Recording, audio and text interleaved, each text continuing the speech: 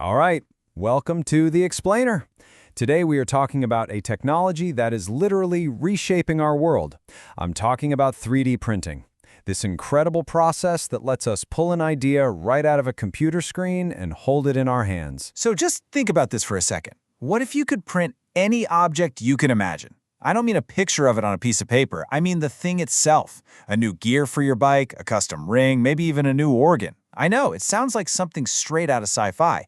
But this is the world that 3D printing is building for us, right now. So to really wrap our heads around 3D printing, we've got to understand that this isn't just a new gadget. It is a fundamentally new way to create things. And it's a huge departure from, well, basically thousands of years of how we've made stuff. Okay, so the technical official name for 3D printing is additive manufacturing.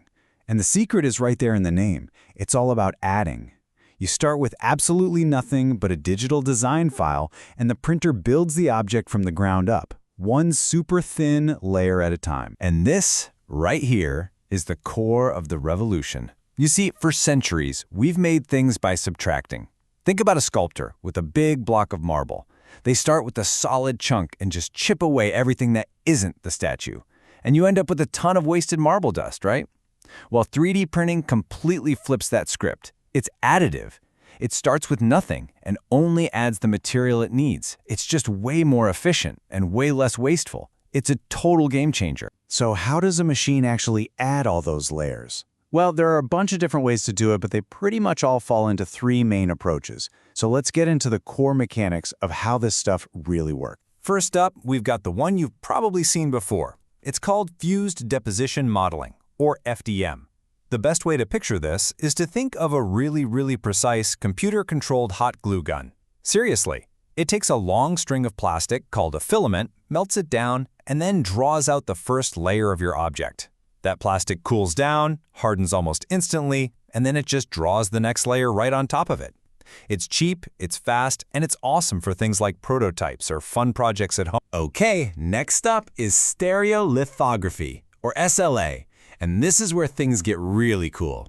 Instead of melting plastic, this method starts with a whole tank full of liquid. It's a special kind of light-sensitive goo called a photopolymer resin.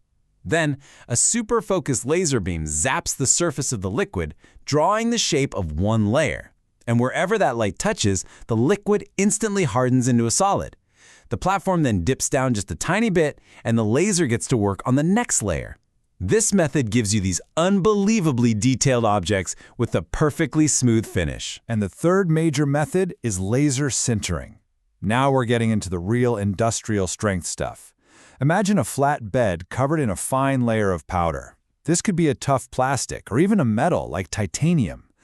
A high-powered laser then traces the object's shape onto that powder, literally melting and fusing the particles together. Then a roller spreads a fresh layer of powder on top, and the laser does it all over again. This method is incredible because you can create parts that are insanely strong and durable, strong enough for a jet engine. So it really all comes down to picking the right tool for the job. You know, if you need a quick and dirty prototype just to see how something feels, you're probably going to melt some plastic with FDM. If you need insane detail for a piece of jewelry or a dental model, you'll want to cure that liquid with SLA. And if you need a heavy-duty, functional part for a car, you're definitely going to be fusing metal powder. But you know what? The method is only half the story. The material you're printing with is just as important. And yeah, a lot of us just picture those spools of plastic, but the world of 3D printing materials is, well, it's exploding with new possibilities. I mean, the range of stuff you can print with is just mind-blowing. Of course, you've got your plastics, like tough nylon and the all-purpose ABS. But you can also print with industrial-grade metals, like stainless steel and titanium powders. There are even printers that use ceramics, and you can fire and glaze the final object just like regular pottery. And get this, some printers use plain old copy paper to build up full-color, eco-friendly models. But the real cutting-edge stuff? That's in biomaterials, where scientists are figuring out how to print living tissue and even food. So we've got all these methods, all these amazing materials, but what's it all for? How is this stuff actually being used out there in the real world? This is where we get to see the revolution in action. This isn't just a fun toy, it's actively reshaping entire industries. So why is everyone jumping on this bandwagon? It really boils down to 5 huge advantages. First, speed. What used to take weeks to prototype can now be done in hours. Second, customization. You can make every single item perfectly unique without it costing a fortune. Third, complexity.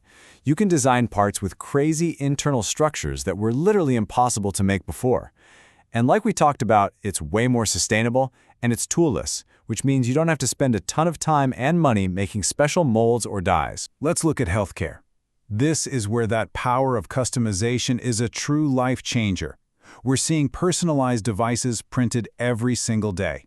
We're talking prosthetic limbs that are a perfect fit for an individual's body, hearing aids molded to the exact shape of someone's ear canal, or even 3D printed guides that help a surgeon perform an operation with absolute precision. Now, in the worlds of aerospace and automotive, it's all about performance. They're using 3D printing to create parts for jet engines and race cars that are both lighter and stronger than anything they could make the old way. And you know, lighter parts mean better fuel efficiency, which is a massive win. It's also just completely unleashing creativity.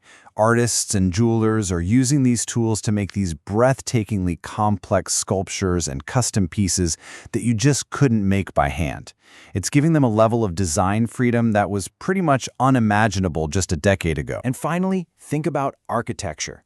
3D printing has become a must-have tool. It lets architecture firms print out these incredibly detailed physical models, fast and cheap, right from their computer files. This helps everyone, the architects, the clients, to really see and feel what a building is going to be like long before they ever break ground. So when you just step back and look at the whole picture, you realize this technology is already woven into our world. We are printing life-saving medical devices, we're printing parts for jet engines, we're printing works of art, some are even printing entire houses. The power to turn a digital idea into a physical object is here. And that leaves us with one really big, exciting question to chew on. What are we going to print next?